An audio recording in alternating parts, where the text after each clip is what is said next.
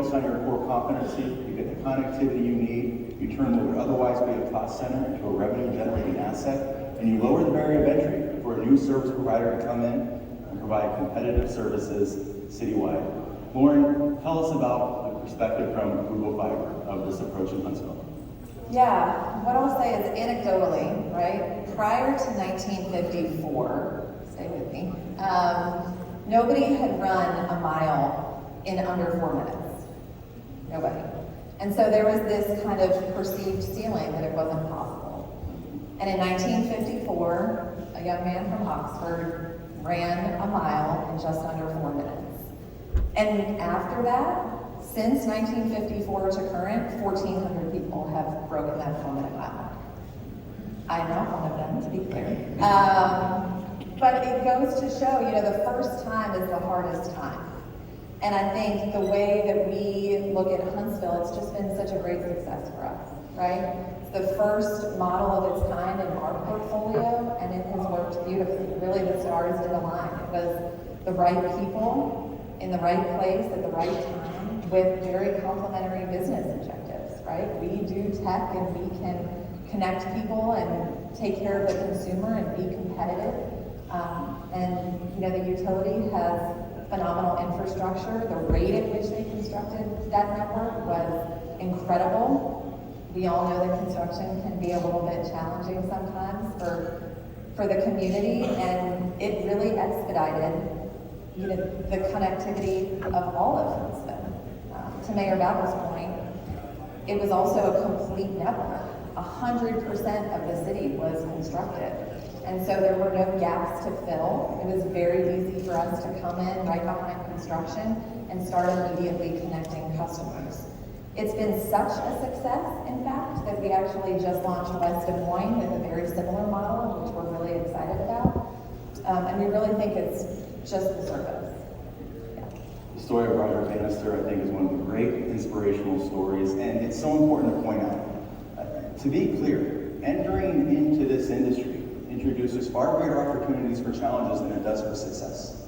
As I mentioned earlier, it wasn't just a vision, it was a structured and disciplined vision, which makes this such an important accomplishment for the city of Huntsville. Now, Mayor, since this network has been announced, Toyota Mazda, a Facebook data center, Aerojet, all these corporate relocations. Now, what we say is, did all of these jobs move to Huntsville because of the fiber network itself? Of course not. Are we going to take complete credit for it? Of course we are. That's really there. Tell us about the economic development aspect of this network. I think from the economic development side, it just puts a full package together. When you start looking at a city, you've got to have infrastructure, you've got to have greenways, you've got to have parks, you've got to have something that makes people want to be a part of your community. And, we've grown by over the last 10 years about 15,000 jobs, and then $4 billion worth of CapEx investment. But the fiber to the home is part of that infrastructure that has to be in place. And as companies come in and they hear about how we put together, I guess, a very unique model of fiber to the home, unique model where we have a partnership between our utilities and between a private company.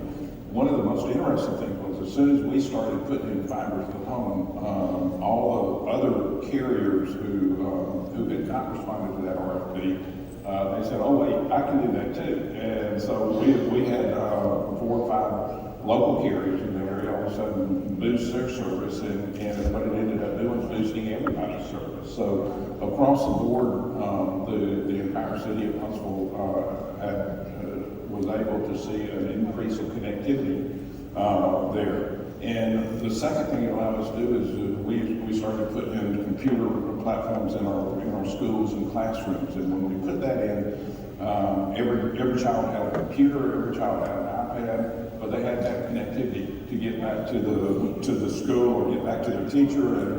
And during the pandemic, they were able to work from home and work with the school system because we already have a telecommunications or teleeducation system that was put in place because of the capacity that we had out in the community. So all that kind of fit together to make a community that could still continue to grow and get through a bad pandemic time, but also come back with an economy that is at this time very, very is working very well. Very good. And Wes, from the utilities perspective, those that come to the show are interested in understanding what approach might work for them.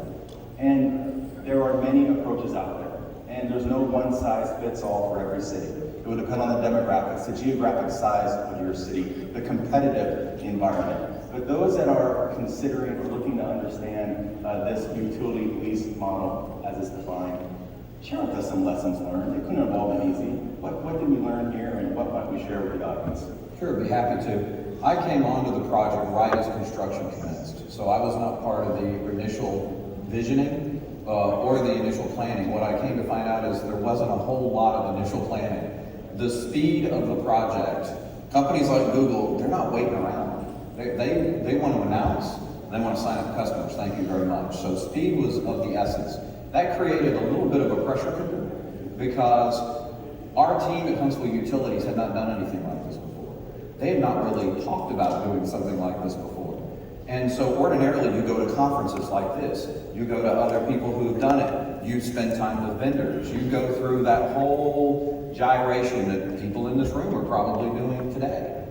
We didn't have that luxury, so we just had to start building. So literally you saw the video of these good folks under the rocket, and then very shortly thereafter, Huntsville Utility trucks started rolling and we started hanging fiber for that backbone. So our own crews built the backbone system while we went through the RFP process for our contractor. We also went through the design, but what we did is we underestimated the sophistication and complication of the design.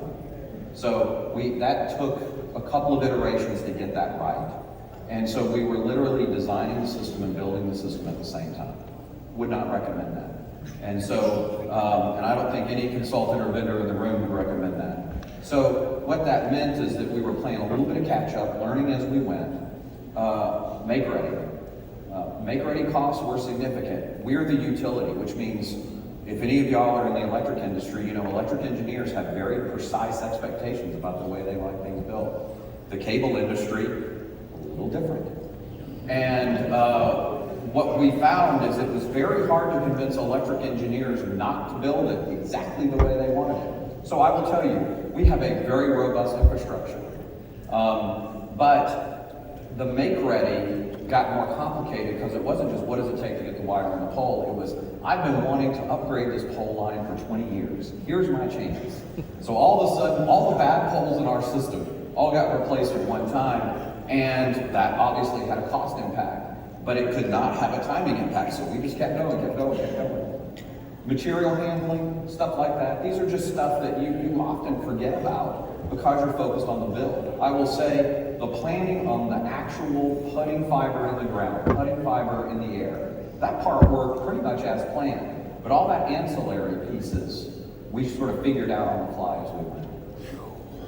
Lauren, we have a few moments left. We'd just love to hear from Google's perspective as the anchor tenant. Tell us about your role there in the community of Huntsville and other areas in which you've been able to contribute in addition to increasing the competitive pressures for the incumbents. And tell us more about Google's role in that city. Yeah, we've really, again, Huntsville has been quite a shining star for us across the board. Adding that competitive pressure and really working closely with the folks here, and back at home, our operators, right, that really did so much of the heavy lifting and did so much good work and continue to do so much good work. But we've really been able to prioritize the consumer. And really, at the end of the day, competition really begets the opportunity for the consumer. And so being a tenant on the network has been great for us operationally, but also for the people in Huntsville to have choice, to have access to a fast, reliable network. 100% of them have been served, right? Which is almost unthinkable in a lot of ways. And those price pressures have actually led to a recent study that just came out that Huntsville, Alabama was listed as the #1 city across the country in fastest increases in speeds from February 2020 to February 2021. So we're really excited to be a part of that story. We launched with a 100 and 500 megabit product. We're up to 1 gig and 2 gig speeds.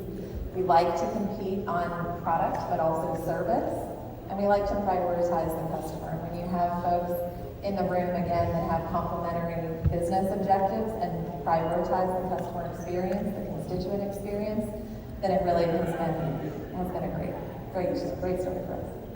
And Wes, I'll just ask, Google Fiber, they're not your only tenant currently on the network, is that correct? That's right. So local government, the city, and others have partnered with us from the very beginning, and actually are just as much of an anchor tenant as Google Fiber has been. Higher education. We also have a couple of data centers in our community, and they use us to link to their local facilities.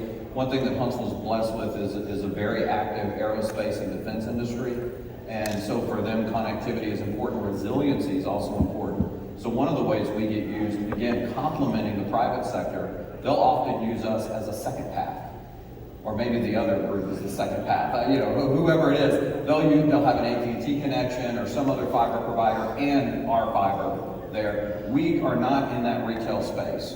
We want to support local government, community, education, those sorts of governmental or quasi-governmental. We want to partner with them all day long. We want to support tenants like Google, but really we are not here to compete with private industry. We're here to support and augment and strengthen private industry. Fantastic. Well, I think that just about wraps our time up here, Mr. Mayor. Thank you so much again for joining us here at Fiber Connect. Congratulations to you on your tremendous accomplishment. It truly is the envy of so many other cities out there, the proactive role that you were able to take together with the leadership of Huntsville, Alabama, with Google Fiber as the anchor tenant. It's a great team, tremendous accomplishment. Congratulations again. It was a good partnership, and we thank our partners, because our partners are what made it happen. Poor Wes, he didn't get to design the system or cut the deal. He had to come in and build it and get it paid for. So he's done a good job of getting it paid for. Congratulations, y'all done a wonderful job. I will also say, Jeff, really fast, that if there are people here who have questions about this model, while we have learned our own set of lessons on this side of the house, we're happy to share those with anyone here. So we have a great team of folks, and we would love to pick up that conversation. Now, I understand Gary Bolton would like to join us here on stage before we finish up this presentation. Gary? Thanks, Jeff, and thanks City of Huntsville and Huntsville Utilities and Google Fiber and the Broadband Group. I can remember not too long ago when Mayor Battle stood in front of a room about this size at his State of the City address and said, we're going to be the next gigabit city, Huntsville and Alabama. Tired of people moving from Huntsville to Chattanooga. And it's just great to see the Broadband Group coming together, Huntsville Utilities and Google Fiber, making it happen. And the Fiber Broadband Association would like to recognize Huntsville being a gig city. And so we have some plaques to recognize this monumental occasion. And I'd like to congratulate each of the participants to make this happen.